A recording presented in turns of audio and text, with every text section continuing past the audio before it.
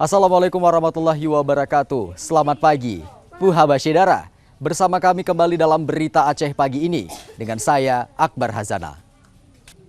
Beragam berita aktual, tajam dan terpercaya akan kami sajikan untuk Anda. Dan berikut 3 berita utama pagi ini.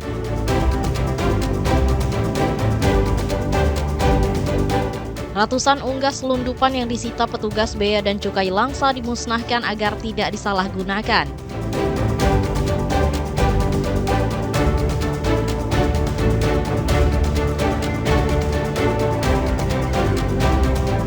Beragam cara warga memeriahkan peringatan ulang tahun ke-80 kemerdekaan Republik Indonesia, salah satunya dengan lomba membawa balon yang mengundang gelak tawa.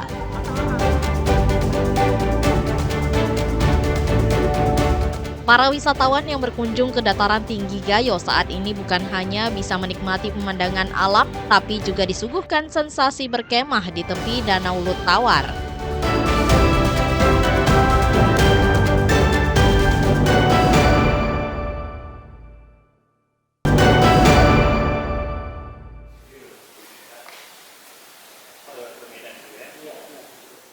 Stok beras di Aceh dipastikan aman hingga 5 bulan ke depan meskipun sebagian dikirim ke Medan untuk pemerataan pasokan pada Selasa 12 Agustus 2025. Pengiriman beras ke Medan merupakan penyesuaian perhitungan kebutuhan nasional dan efisiensi distribusi dari total persediaan di akhir tahun 2025. Aceh masih memiliki 46.000 ton beras. Cukup untuk kebutuhan sampai panen raya Maret 2026. Langkah ini dilakukan untuk menghindari penumpukan stok yang terlalu lama dan menurunkan kualitas beras. Untuk menjaga stabilitas harga, Bulog menyalurkan beras bantuan pangan dan beras stabilisasi pasokan dan harga pangan atau SPHP ke pasar-pasar di seluruh kabupaten dan kota di Aceh. Harga jual SPHP dikontrol di bawah Rp13.100 per kilogram. Penjual yang melanggar akan mendapat surat teguran hingga pencabutan izin penjualan. Hingga Desember 2025, Bulog menargetkan distribusi 27.000 ton beras SPHP dengan kuota yang ditingkatkan untuk 5 bulan terakhir tahun ini. Pengawasan diperketat untuk mencegah pengoplosan beras SPHP ke dalam kemasan lain.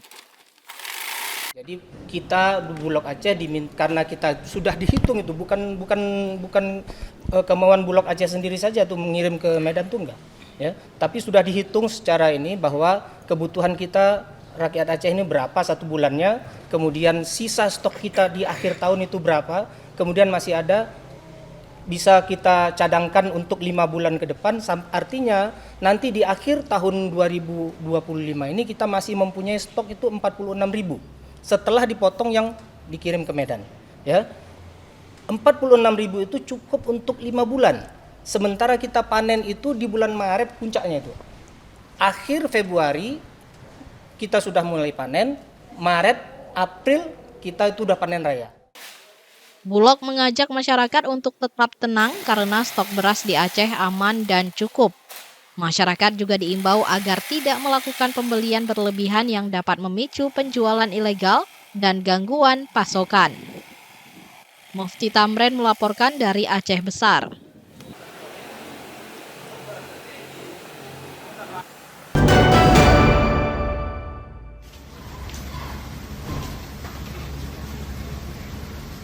Bea Cukai Langsa bersama tim gabungan menggagalkan penyelundupan ratusan unggas ilegal asal Thailand di Aceh Tamiang.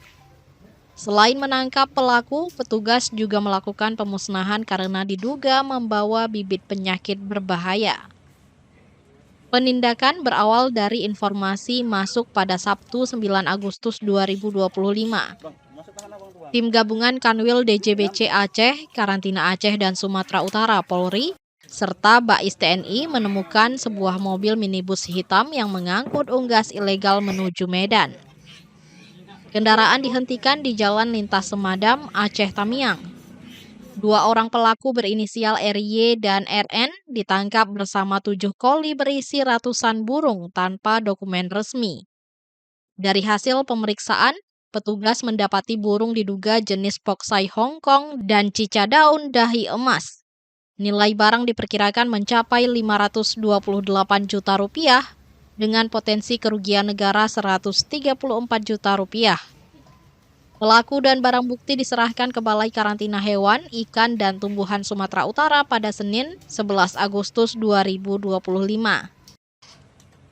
Kemudian sehari berikutnya, Selasa 12 Agustus, sebanyak 279 ekor burung dimusnahkan di Kuala Namu, terdiri dari 138 ekor poksai Hong Kong dan 141 ekor cica daun dahi emas yang mayoritas dalam kondisi sakit dan mati.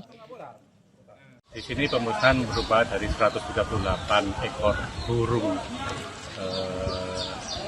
poksai Hong Kong dan 141 ekor burung cica hijau kepala kuning.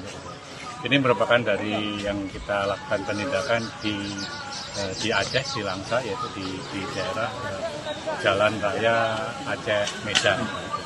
Kita mengamankan 2 orang, kemudian kita tindak lanjutin dengan serah terima ke tim Gakum BKHIT Sumatera Utara. Dan ini untuk kita lanjutin, dan pada hari ini dengan adanya pemusnahan barang itu. Pemusnahan dilakukan sesuai Undang-Undang Nomor 21 Tahun 2019 tentang karantina untuk mencegah penyebaran penyakit yang membahayakan hewan maupun manusia. Maimunzir melaporkan dari Langsa.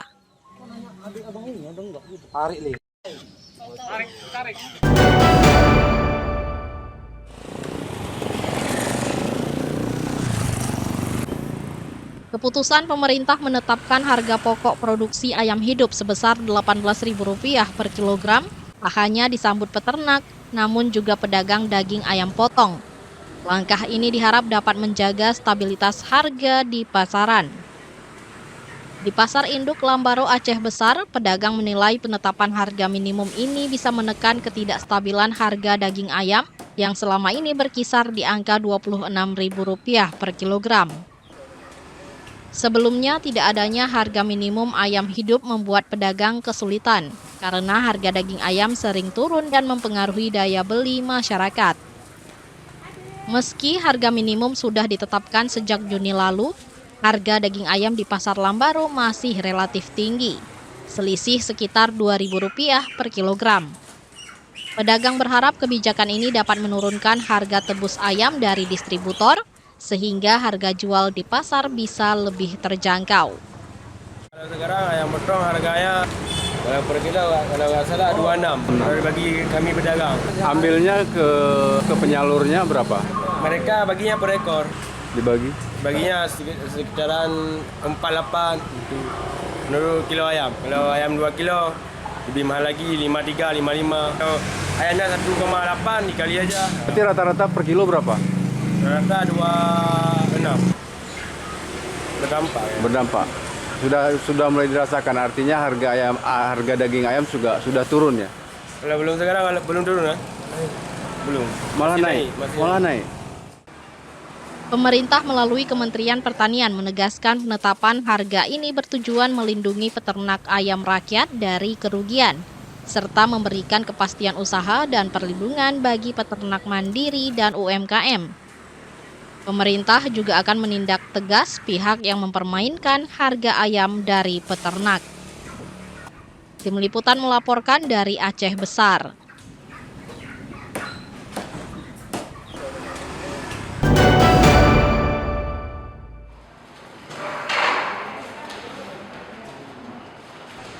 Pos Indonesia Kantor Cabang Utama Banda Aceh menyalurkan bantuan subsidi upah atau BSU secara langsung ke rumah penerima manfaat.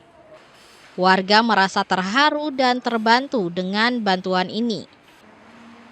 Penyaluran ini telah berjalan mulai 5 Juli hingga 12 Agustus 2025.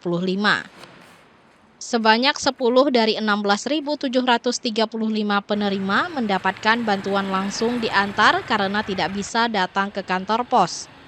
Keterbatasan fisik seperti kecelakaan dan perawatan medis menjadi alasan. Hingga saat ini penyaluran sudah mencapai 92,26%, Sisanya 8% terhambat karena nomor kontak penerima tidak aktif dan sulit dihubungi untuk verifikasi. Marzuki, salah satu penerima, mengakui bantuan ini sangat bermakna baginya.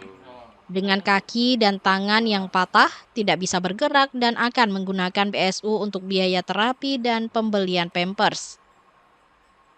Selama ini saya terima 600.000. 600 ya. Iya. Dan ini nanti uang ini akan dipergunakan untuk apa aja nih Pak? Saya pergunakan uang ini untuk kesehatan seperti berobat, beli obat, terapi, beli pampers. Karena memang nggak bisa bergerak sama sekali Pak ya? Belum. Baru bisa tateh namanya. Tateh. Terima kasih saya ucapkan kepada kantor pos yang telah mengantar uang BSU dengan bersedianya. Saya ucapkan terima kasih. Ketua Satgas BSU Kantor Pos Cabang Utama Banda Aceh, Noviandi, menjelaskan, penerima yang berhalangan hadir bisa melaporkan kepada petugas untuk mendapatkan penyaluran langsung ke rumah. Jadi gini, di samping kita kan sudah menginformasikan kepada para penerima dapat mengambil ke seluruh Indonesia. Namun jika penerima bantuan subsidi upah itu tidak dapat mencairkan di kantor pos karena ada alasan tertentu, misalnya sakit dan di rumah sakit, itu dapat memberitahu ke kami dan kami akan langsung datang ke rumah sakit ataupun ke rumah para penerima bantuan subsidi upah itu. Jadi di rumah sakit ataupun di rumah penerima kita dapat membayarkan langsung ke masing-masing penerima BSU. Petugas menyatakan masih menghadapi kendala nomor kontak penerima yang tidak aktif sehingga verifikasi sulit dilakukan. Diimbau penerima untuk segera mengambil bantuan subsidi upah karena jika batas waktu pencairan habis, bantuan tidak dapat dicairkan lagi. Tim Liputan melaporkan dari Banda Aceh.